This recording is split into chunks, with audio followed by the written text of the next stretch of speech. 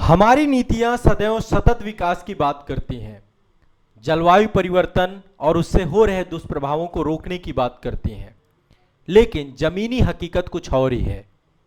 एक मुद्दा जो इस समय सबसे ज्यादा चर्चा में है, आप देख पा रहे होंगे, अरावली पर्वतमाला जो आप सभी की सबसे प्राचीनतम पर्वतमाला है, इसका पूरा का पूरा अस्तित्व ही संकट में हो चुका है।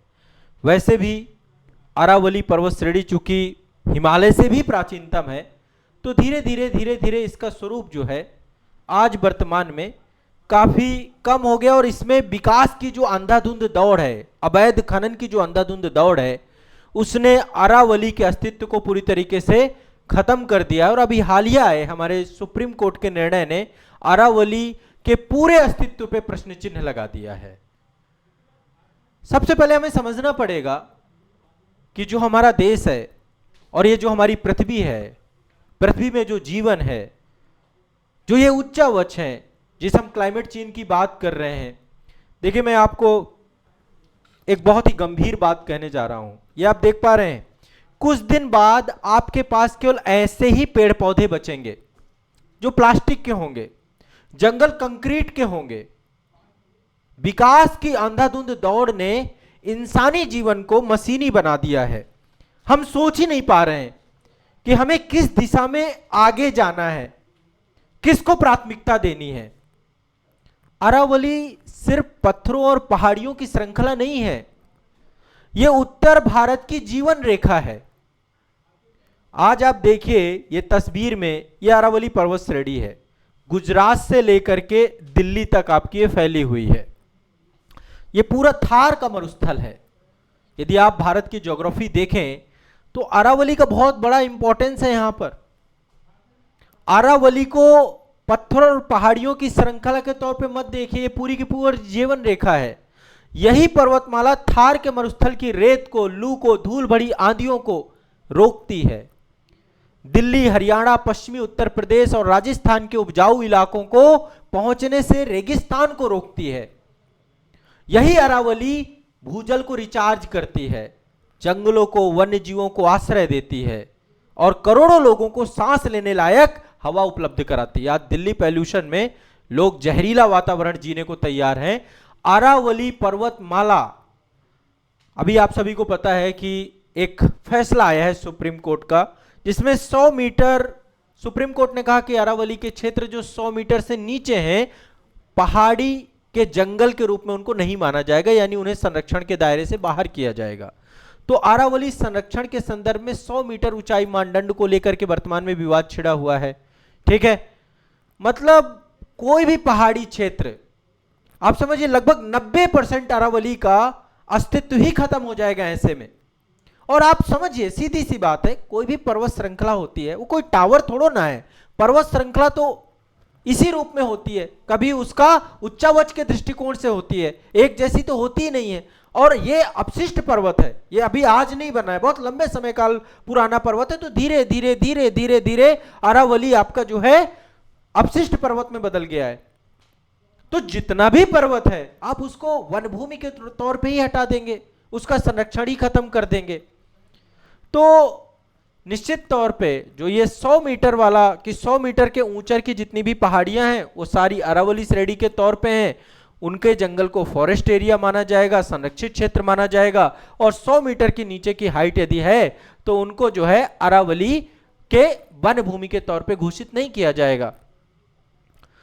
कोर्ट ने कहा कि जमीन का फैसला रिकॉर्ड, अधिसूचना, वास्तविकता के आधार पे होगा, ना कि कोई ऊंचाई के पैमाने पर। अभी सुप्रीम कोर्ट पे चीजें, कई सारे मामले हैं, अभी इस पे और हम डिटेल से समझेंगे। तो सबसे पहली बात, अरावली की जो परिभाषा की बात है कि अरावली की परिभाषा को लेकर के सुप्रीम कोर्ट का जो एक फैसला है कि 100 मीटर से ऊंची पहाड़ियां ही अरावली मानी जाएंगी, यह अपने आप में बहुत बड़ा प्रश्न चिन्ह लगाता है अरावली के अस्तित्व में। 100% हिस्सा 100 मीटर से कम है, क्योंकि एक अपशिष्ट पर्वत है। एक समय ऊंचाइयां बहुत होती थी, हिमालय जितनी ऊंची थी अरावली, आर्कियन क्रम के समय काल के अपलेशियन पर्वत के समकालीन है, जो अमेरिका का पर्वत है। तो ये बहस है, इस बहस ने यहां पे अभी देखिए पूरा खनन प्रक्रिया, अवैध खनन बड़े स्तर पे हो रहा है ना। पूरी तरीके से यहाँ पे डेवलपमेंट के नाम पे बहुत बुरी स्थिति है, अवैध खनन हो रहा है, बहुत सारे सैंड माफिया यहाँ पर हैं, और सब सरकार का इसमें पूरी तरीके से योगदान मान के चलिए, बिना सरकारी योगदान के कुछ नहीं होता है।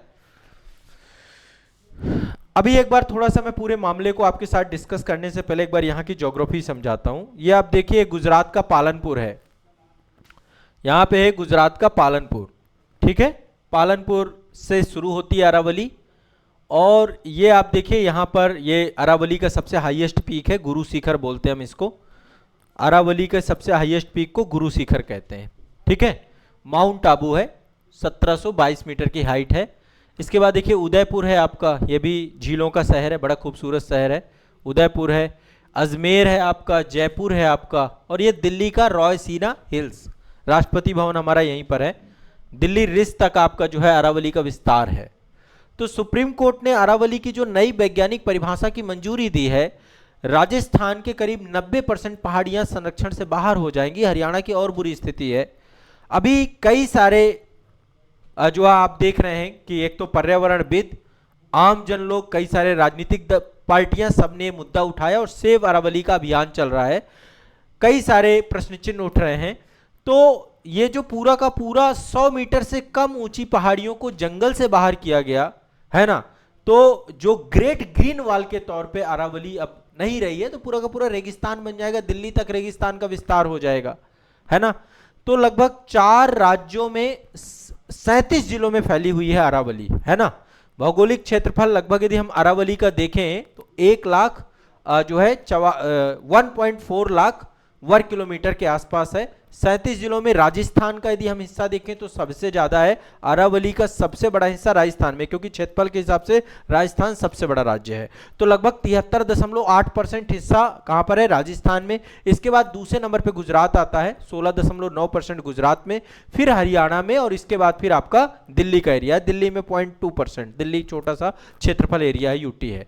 तो अरावली जो पर्वतमाला, यहाँ पे एग्रीकल्चर भी होती है, लगभग 60% एरिया यहाँ पे एग्रीकल्चर के तौर पे है, ठीक है। इसके अलावा 69% ज्यादातर एग्रीकल्चर आपका हरियाणा में होता है, जितना भी वो सब अरावली रीजन है।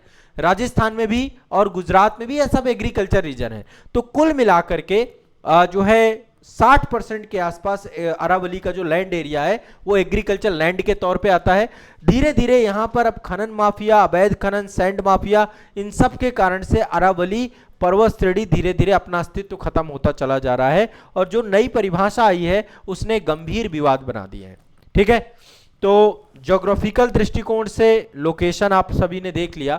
अब मैं थोड़ा सा इसके बारे में 2-3 बातें और आपको बताना चाहूंगा, ताकि आप लोग एक बार अपनी एक स्पष्ट समझ बना पाए, ठीक है। अरावली पर्वतमाला दुनिया की सबसे पुरानी पर्वतमाला है, ठीक है। भारत के 4 राज्यों में, गुजरात, राजस्थान, हरियाणा, दिल्ली में फैली हुई है। पिछले कुछ दशकों से लगातार गंभीर विवादों में है, चर्चाओं के केंद्र में है। अरावली विवाद का जो मुद्दा है ये आज का मुद्दा नहीं, ये लंबे समय से चला आ रहा है, ठीक है। और कई सारी समस्याएं, ओवरऑल एक ही समझिए, पर्यावरण संरक्षण वर्सेस अंधाधुंध विकास। अंधाधुंध विकास में सतत विकास नहीं है, इसमें पर्यावरण का दोहन हो रहा है। तो सबसे पहला कारण है जंगल की नई परिभाषा और जो कानूनी संरक्षण विवाद है, ये सबसे ताजा मुद्दा है ना। अरावली का जो हिस्सा है अब वो देखने में जंगल जैसा है, लेकिन अब सुप्रीम कोर्ट का जो मुद्दा मामला 100 मीटर वाला आया है, उससे अब वो परिस्थिति तंत्र से जंगल के तौर पे काम कर रहा है, सब कुछ कर रहा है, लेकिन ओवरऑल अब कहीं ना कहीं पे समस्याएं बढ़ जाएगी, ठीक है। तो एक मैटर आपको ये दिमाग में बैठा के रखना है, क्लियर है, स्पष्ट है। और अभी जो केंद्र सरकार के द्वारा वन संरक्षण संशोधन अधिनियम 2023 आपका है, फॉरेस्ट कंजर्वेशन अमेंडमेंट एक्ट 2023 है, उसके बाद इसकी चिंता बहुत बढ़ गई है। पर्यावरणविदों का आरोप है कि इस नए कानून के तहत केवल जमीन संरक्षित मानी जाएगी, जो कि 1980 के बाद सरकारी रिकॉर्ड में है।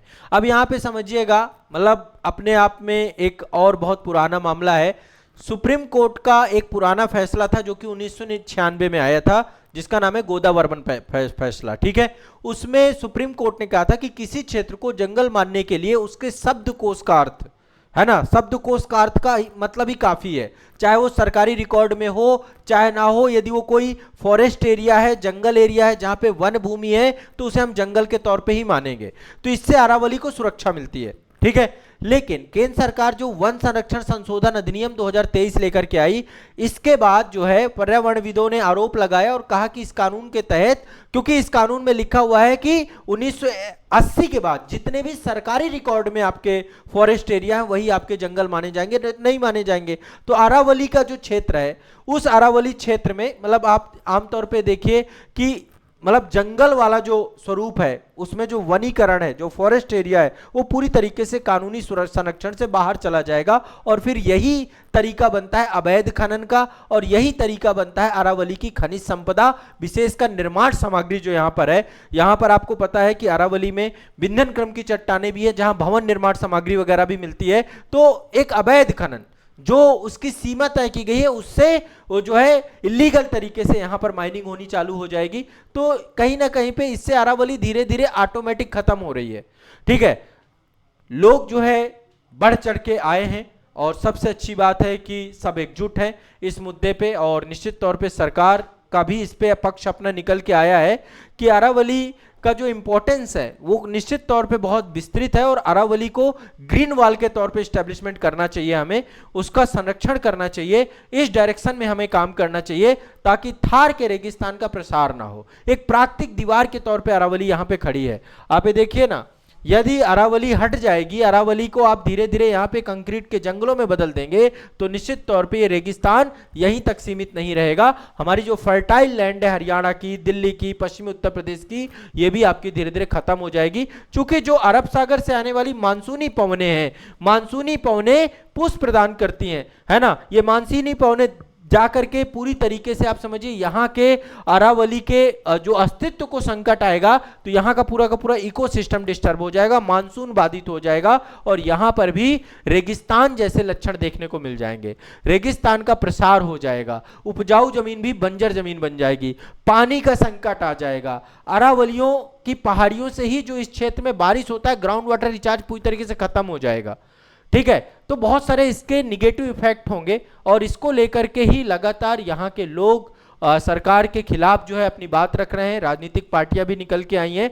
तो सुप्रीम कोर्ट की अरावली की जो नई परिभाषा है ना, उस नई परिभाषा ने इस मुद्दे को और ज्यादा विवाद दे दिया है कि 100 मीटर की ऊंची पहाड़ियां ही अरावली मानी जाएंगी। यह फार्मूला राजस्थान में 2023-3 से लागू है, और इसको लेकर के कई सारे पर्यावरण में ने कहा कि छोटी छोटी पहाड़ियां जो संरक्षण है उनमें भी खनन बढ़ेगा। और सेव अरावली का जो पूरा मुद्दा है, ये अभी आप सभी देख पा रहे होंगे, खूब चर्चा का विषय बना हुआ है। ठीक है, तो ये पूरा का पूरा मामला है, और इसको लेकर के जो है आगे अभी जो भी डिस्कशन होगा वो मैं आपको बताऊंगा। इस पे 1-2 सेशन में और आपको लूंगा। इस समय चर्चा आपकी जो है बननी भी है। इस पे थोड़ा सा कुछ तथ्य और फैक्ट भी आपको बता देता हूं। अरावली पर्वत श्रेणी का जो आरंभ होता है पालनपुर से होता है, गुजरात के पास है पालनपुर। अंत इसका दिल्ली के रायसीना पहाड़ियों में होता है। राजस्थान में एक जगह है खेड़ ब्रह्म सिरोही में, वहां से अरावली शुरू होती है राजस्थान में, और खेतड़ी झुंझुनू में एक जगह है, वहां से ये आपका समाप्त हो जाता है। ठीक है, गोंडवाना लैंड के अवशेष ज्यादा हैं। सबसे प्राचीनतम आर्कियन क्रम की चट्टानें हैं यहाँ पर। वलित पर्वत है, फोल्डेड माउंटेन है आपका। क्रेमियन युग में से पहले इसका जो है निर्माण कार्य हुआ था। सीसा, जस्ता, तांबा, है ना, और जो आपकी भवन निर्माण सामग्री है यहाँ पर बड़े स्तर पे पाई जाती है। इसलिए अरावली अपने आप में सबसे महत्वपूर्ण पर्वत श्रृंखला में से एक हो जाती है। और वर्तमान में के अस्तित्व में जो संकट है, दिल्ली के अदृश्य प्रहरी के तौर पे इसकी सुरक्षा में सेंध हो रही है। शहर की हवा, भविष्य और पानी सबको खतरा जो मंडरा रहा है, उसमें सरकार को चाहिए कि इस पे बहुत स्पष्ट बयान दे, लोगों की चिंताएं दूर करे, और अरावली के संरक्षण को लेकर के चीजें बहुत स्पष्ट करे। ठीक है, तो ये एक बहुत इंपॉर्टेंट चीज है जो आप सभी को ध्यान में रखना है। ये खबर इस समय चर्चा का विषय बनी हुई है। धन्यवाद।